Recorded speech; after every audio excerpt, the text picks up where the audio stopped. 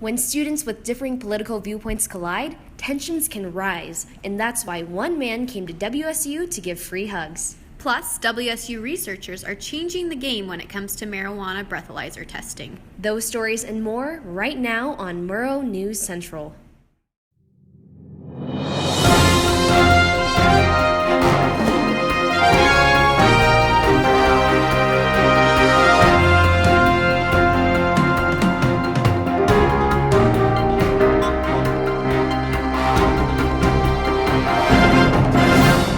Good evening, I'm Angela Nguyen. And I'm Elisa Smith. Trump or Clinton? That was the question people across the country grappled with this fall. In the build-up to November, students across the WSU campus took part in demonstrations in support of their preferred candidate. Spencer Anderson has more on that story. The Trump Wall. 8 feet tall, 16 feet wide, and the cause of all of this.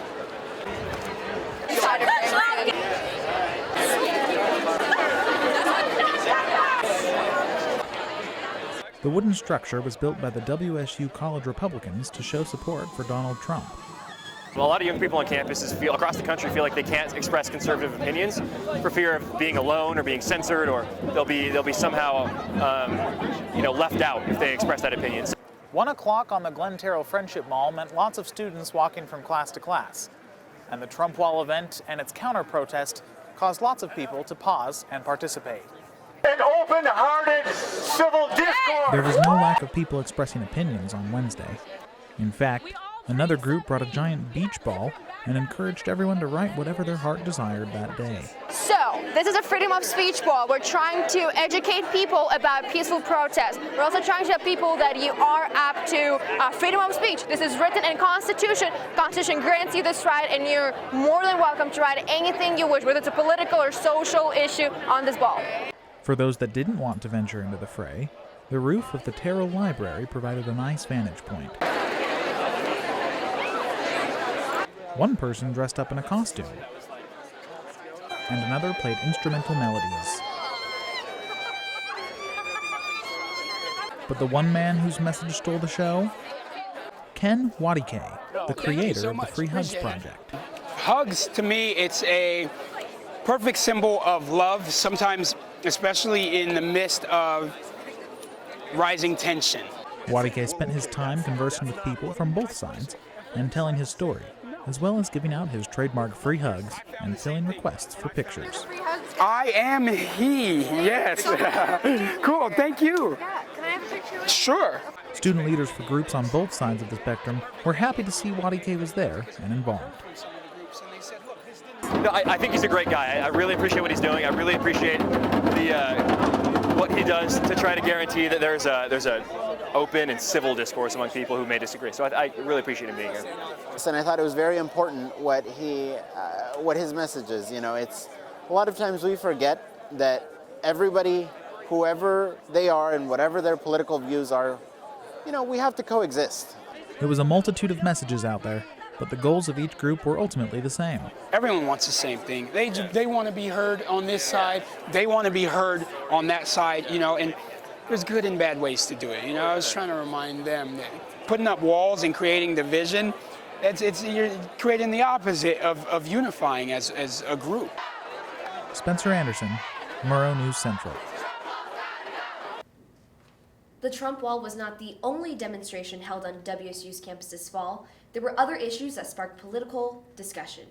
The Dakota Access Pipeline is another point of contention that is affecting WSU students. Taylor Krim has more on the story. A potential oil pipeline threatens thousands of acres of tribal land and natural resources like water. Thousands have gathered at the Standing Rock Indian Reservation in North Dakota in protest of the pipeline. My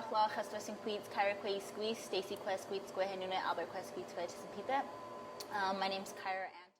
Kyra Antone is a Native American student at WSU and a member of the Native American Women's Association. Kyra had the opportunity to go to Standing Rock Indian Reservation last month to protest the pipeline and show support for her Native brothers and sisters. So, 6 other friends and I drove 15 hours to North Dakota, Standing Rock, North Dakota, and we brought donations of like food and clothing and anything, you know, that we could bring over there. We got in, and it was early one morning because we just drove straight through. And when we arrived at the front of camp, and it's kind of like there's people at the camp that kind of protect it, so they stand outside, and the vehicles that come through, they want to check to see if they have good intentions. To talk about the Dakota Access Pipeline, what's happening to it, what's happening to Indigenous people while that's being pushed. A demonstration on the Glen Terrell Mall took place at WSU on Monday in opposition of the pipeline. Numerous people chanted at the demonstration and spoke about the plight Native Americans are facing in North Dakota and the risk that people may lose their water supply.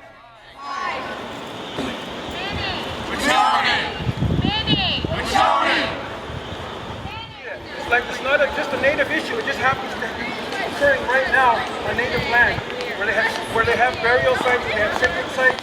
It's like anything else. If your grandparents were buried 100 years ago. Brooklyn Baptiste was a tribal leader for the Nez Perce tribe in Idaho for 10 years. He spoke at the protest about how important it is for students to be activists about the Dakota Access Pipeline and how important it is that it's not just a Native American issue.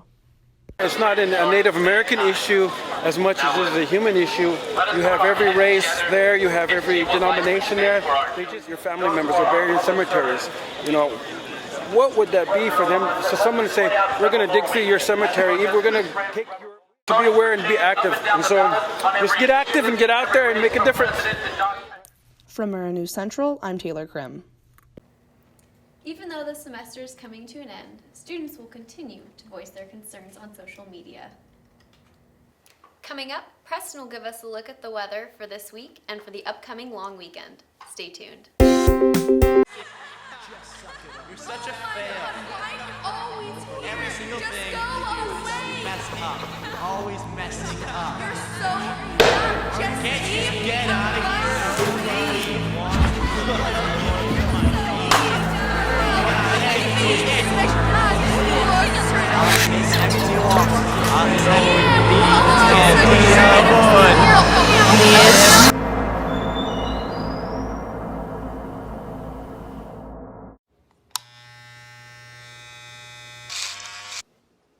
You've messed up your son's haircut. Mom?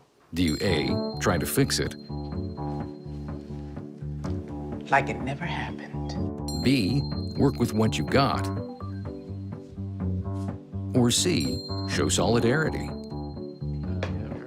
Thank you, baby. As a parent, there are no perfect answers. But you don't have to be perfect to be a perfect parent. Thousands of teens in foster care will love you just the same. Welcome back to your nightly newscast. Let's go to Preston for weather at the wall. Thanks, Angela. The upcoming week looks chilly following Poland's first snowfall of the year. Today looks like we're going to have a high of 42 and a low of 30. Mostly cloudy, but don't expect to bring your umbrella anywhere.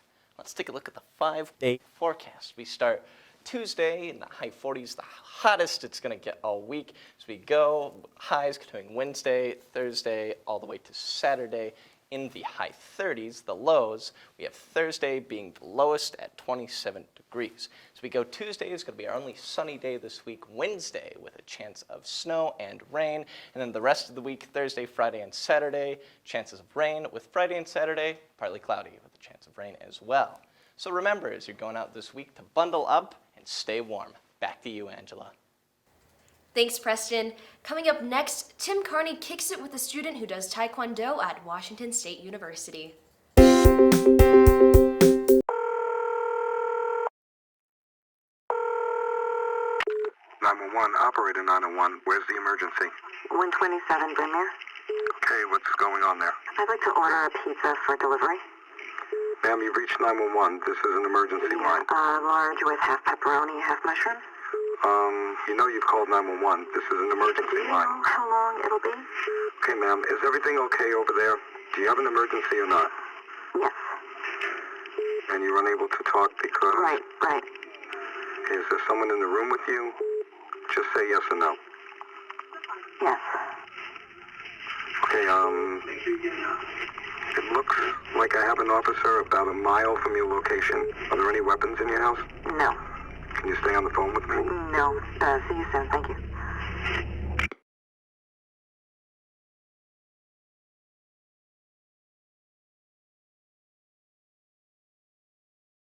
Welcome back to Murrow News Central. Let's check in with Tim Carney for our sports update.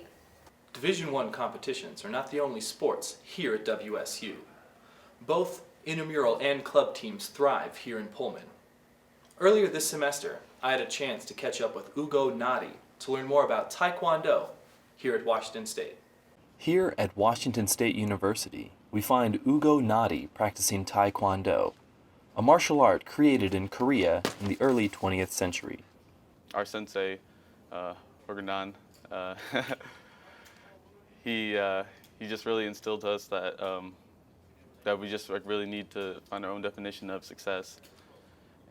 Whether that success is becoming one with your mind and body, or something more tangible, like an Olympic gold medal, it is possible with Taekwondo, as it was added to the Olympics in 1976.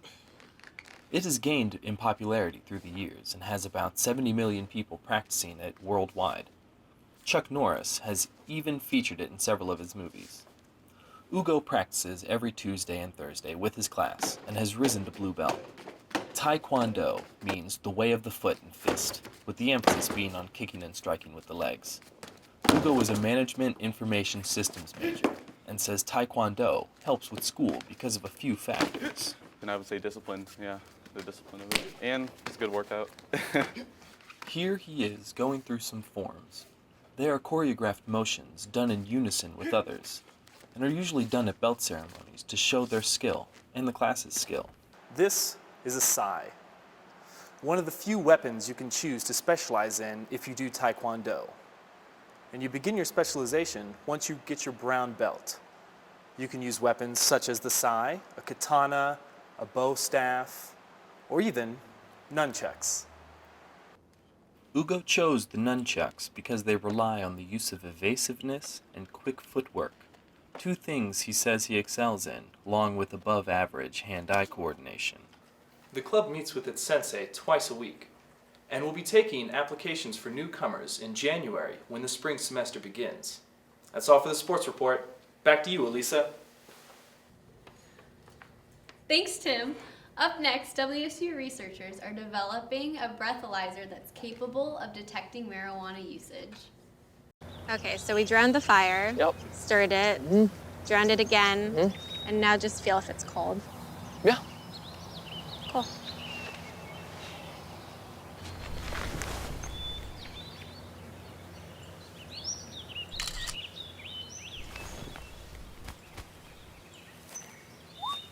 Smokey just gave me a bear hug. I know. I already posted it.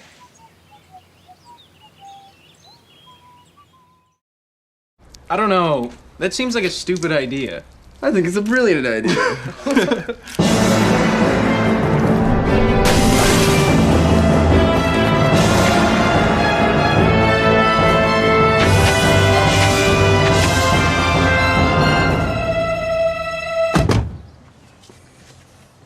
Hey man, that's a stupid idea.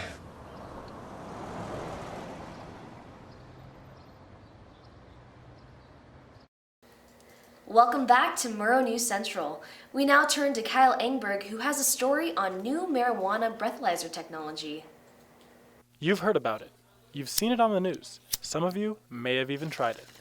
Since its legalization near the end of 2012, marijuana shops have sprouted up throughout the state.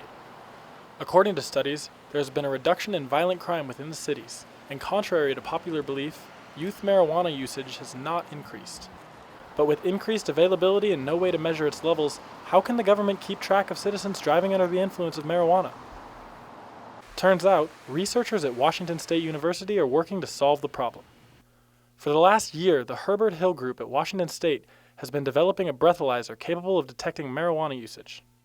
Using ion mobility spectrometry, the same technology used to detect explosives at airports, Hill and his team believe they can develop a technology to detect THC levels over time.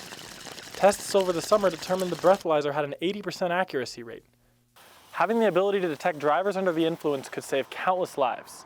Hill says the breathalyzer should be ready within the next 6 months. Reporting from Murrow News, I'm Kyle Engberg. Well, that's all for now. We'll see you next time right here on Murrow News Central.